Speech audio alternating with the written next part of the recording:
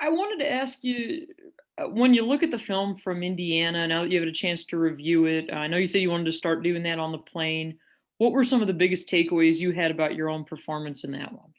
Yeah, I thought that, overall we did good things. We did bad things. But I think the one thing that I kind of saw in my game was I thought that I played well, but the mistakes that I made, it wasn't just like a minor mistake.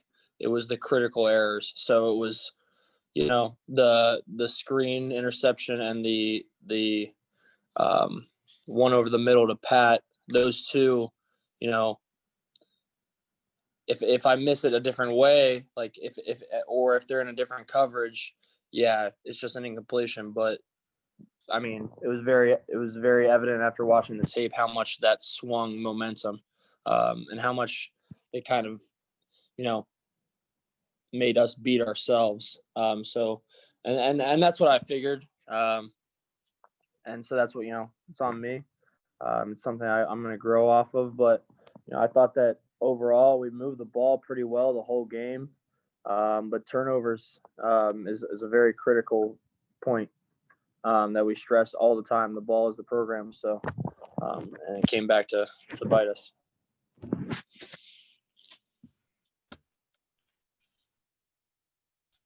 Ben Jones.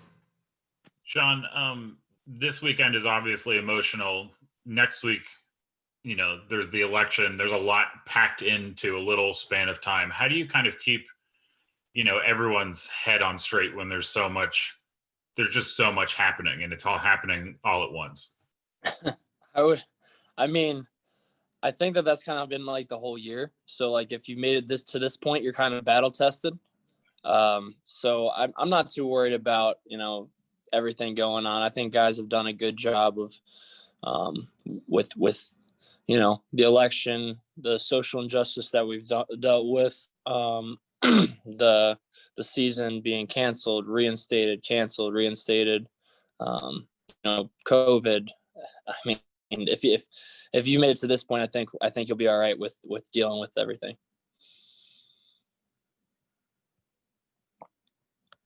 Go to Parth next. Hey, Sean, what's going on? How you doing? Good, how are you? Doing well.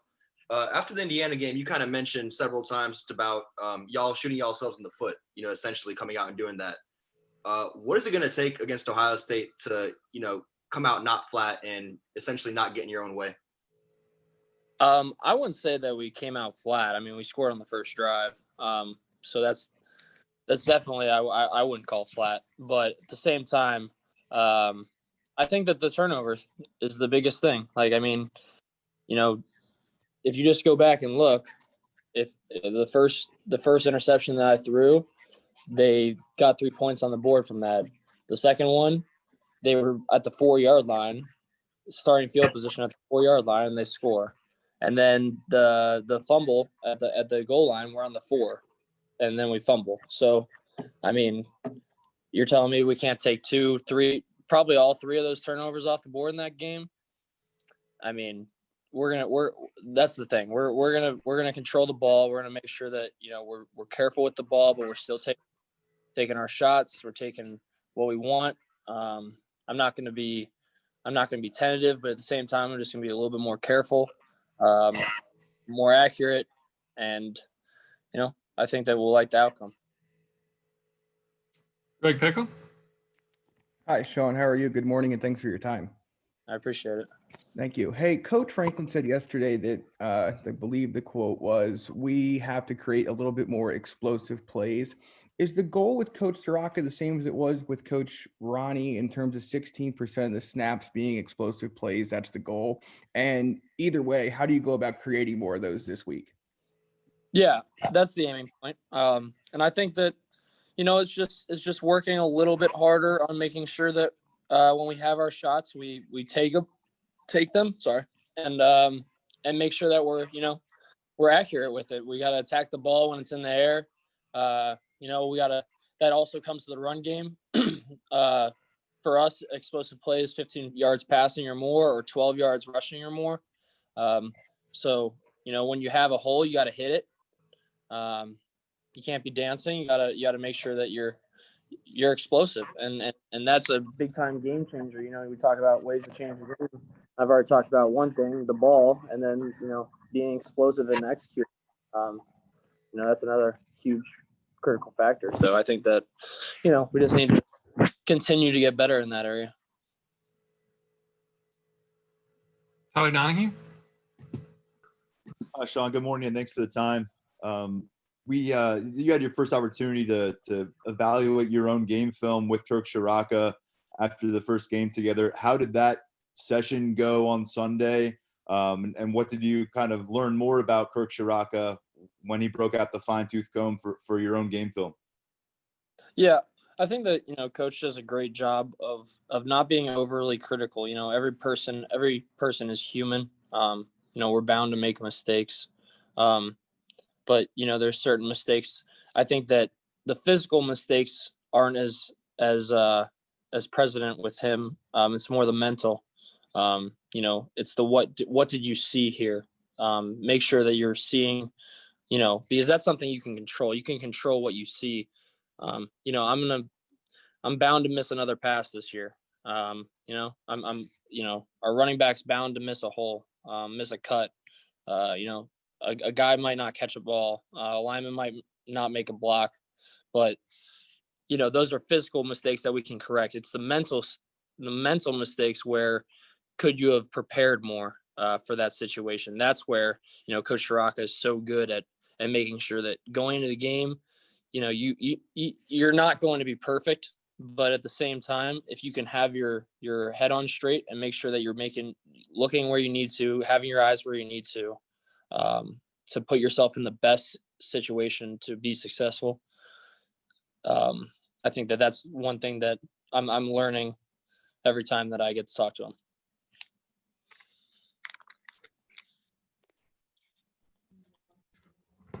Bias Wilborn. Hey, Sean, thanks for doing this, man. I really appreciate the time. All right. And then from there, man, now that Devin's going to be your feature back, as well as Keziah getting time, how do you work with those guys, particularly when it comes to pass pro, things of that nature, really get them up to speed, because they've never been feature guys in a game, particularly with this magnitude?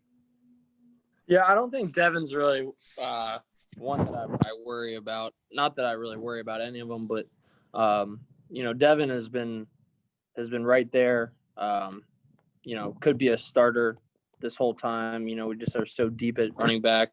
But he's gotten reps. He's proven to the whole team that he can take on this load. So I'm very confident in Devin. And then the two young guys, they just got in to the situation. I think that they've both been working extremely hard. But they just got to get caught up a little bit more mentally, and they're young. They haven't taken reps like that. They haven't taken college reps in really practice, much less in a game like this. So it's just bringing them along, making sure that I'm in their ear constantly, pushing them to be the best that they can be, and the rest will take care of itself. Frank Bodani. Hey, Sean. Pat and Jahan, almost as expected, had the majority of the receptions on Saturday. The rest of your receiving room, your targets, however you want to call it, how are those guys progressing? Can they progress quickly enough? What's your read on the rest of the guys you're throwing to? Yeah, I think that I have confidence in all of them really now. Pat obviously is an All-American for a reason. He's a very talented tight end. Jahan is another guy who has experience, so it's easier to get him the ball like early, just because he knows what a game's like. He's not feeling it out really. I think Parker Washington did some really good things in the game. I think that he created space. He had a good touchdown in the end in the overtime. And then he also had a great catch on the 10 on the left side. So and then Keandre Lambert, he got his feet wet. Daniel George is somebody who I expect to keep making catches. And then, Cam Sullivan Brown wasn't available last game, but, I'm very excited to see what he's going to be able to do. So, we got a lot of talent, I think, younger, but at the same time, I'm very confident in that group. Mark Brennan. What can you tell us about the Ohio State defense and maybe the challenges that it brings? And is it difficult to prepare for a team when you only have tape of one game kind of from this season? We didn't have any tape from this season for Indiana, and, we prepare a very similar way. So, we know that they're going to probably throw out something new. But, Ohio State, they're a one high team, mixing in a little bit too high this year. They like to man you up. They like to zone you off in 3. They have a bunch of returning starters. Their linebacker core, Pete Werner, Tuff Borland, Browning, are all solid guys. Sean Wade at corner returning was big for them. Jonathan Cooper, their leader on the defensive line, is very solid. So they have a lot of talent all over the place. But they also had to replace some guys. I know that. So, we're just getting ready for a bunch of looks. I think that, they're extremely talented and, a very well coached program. So we're just going to, have to make sure that we're doing our 3 things. We're taking care of the ball, we're executing, and we're having a great mentality. Donnie Collins. Hey, Sean, was it weird at all playing in front of just a couple hundred fans at Indiana? And do you think it's a significant difference this weekend coming at you guys with that many in Beaver Stadium? I don't think, Coach Franklin did a pretty good job of, getting us prepared for it. So when and the same thing goes where once you're in the game, like, you really don't notice everything else around you. You're just so focused on what you got to do on the field. So the fans kind of, other than maybe the sound itself, it doesn't really change the game. Like, once you're actually in it. But obviously, we'd love to have the full whiteout experience, but it's not going to happen. So I'm not going to, harp on it that much. I'm happy that, the fans will be able to see us play. And, imagine that they were there and 110K strong. I think that it's definitely one of, if not the greatest show in college football. And it's a bummer that it's going to be missed this year, but at the same time, we still are playing in it. So I'm very excited. I'm juiced up about the game. I'm excited to get out there with my guys and put on a show. Elton Hayes. Hey, Sean, thanks for your time this morning. So I believe the Big Ten next Tuesday, Election Day, is a mandated day off for all football teams in the conference. Was wondering if you guys on the football team plan to do any, have maybe like a team vote, go together as a team to vote, or had any action items planned for the day? I know that some guys have voted early. So I don't know what, everybody's plan is. I mean, and I know that we talk about 1-0. Like, I'm really just thinking about this week, and I know how huge the election is. It's a very, very important day. Everybody needs to get out, exercise their right to vote. It's very important. But at the same time, I really, I haven't thought about next week's plan. But I'm sure, after the game, we'll start to figure some things out Sunday if we want to do anything as a group. But yeah, just kind of more focused on this week, trying to focus on what we can control right now. And that's, getting better in this Wednesday's practice. Pat Principe.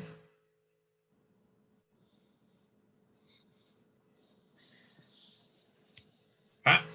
Yep, I'm here. How are you, Sean? Good, how are you? Good. Hey, each of these last 4 years, Penn State has given Ohio State probably its toughest test. how much of that is worth going forward, the knowing that you can play with them as you head into Saturday night? What was the question? Sorry, I didn't really understand it. Penn State has given Ohio State probably its 4 toughest games each of the last 4 years. How much of that is worth going forward for you guys, the knowing that you can play with them kind of factor going into Saturday night? I think that we can play with any team across the country. I mean, it's not something that really goes through my mind like, oh, we can hang with this team. Like I'm not here to hang with Ohio State. I'm here to beat Ohio State. I wouldn't have came here if I didn't have that mentality. So I mean, yeah, that's pretty much my answer to the question. All right, I think we got time for one more. Evan Patrick. Hey, Sean, how's it going? Good. What is Pat Frymuth like as a leader on this team? And then specifically, what were some of the things he had to say to the team after Saturday's loss? Pat's become more and more of a vocal guy. He's definitely he's a character, off the field, but at the same time, he's an extremely hard worker that everybody respects. But I think that, Saturday there wasn't much to be said in the locker room specifically. We were all very pissed off about, how he played, because we knew we could have played better. But at the same time, Coach Franklin always does a good job of making sure that, we're together, we're a family, through wins, losses, whatever it is.